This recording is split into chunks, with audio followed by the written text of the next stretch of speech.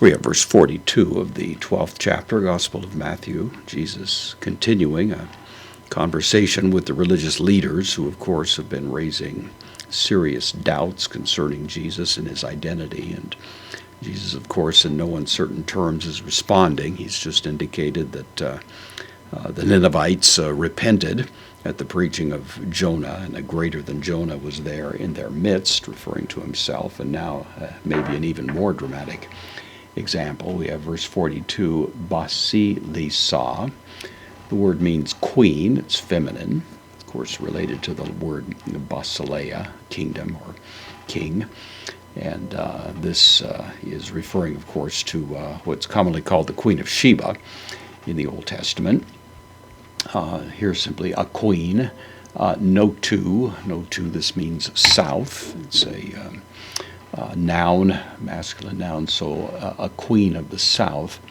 Agarthesatai, from agero, rose up, sometimes used to mean to rise from the dead. It's more dramatic.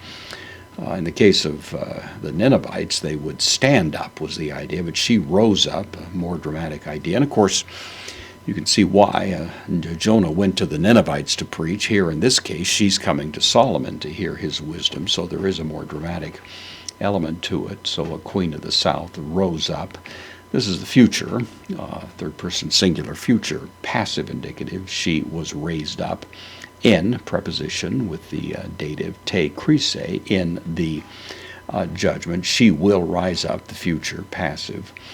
Will rise up, meta, again with the genitive, same as the previous verse, tes geneos, with the generation tautes, this one, rise up at the same time, kai, katakrene, same word as we saw before, third person singular.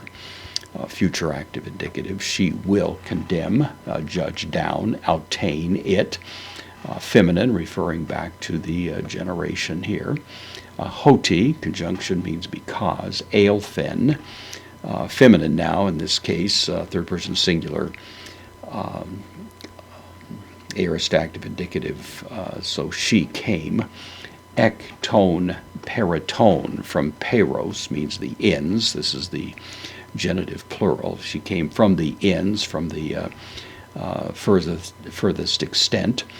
Tes gaze, of the earth, of the land. Akusai, this is the aorist infinitive, to hear, from akuo. Tain, the direct object. Sophian, the wisdom. And then in the genitive here, Solomonos, of Solomon. She came this great distance from the south, and kai idu, the interjection, pleon, again it's a adjective, greater, takes the genitive Solomonos, a greater than Solomon. Hoda is here, indeclinable adverb. So two examples, both of which involve Gentiles being coming to hear or repenting at the preaching of Old Testament characters, and Jesus, of course, in both cases, is asserting that he is someone greater, and yet here these, who are actually Israelites, and you would think be more inclined to recognize the truth that comes through Christ, they are rejecting him.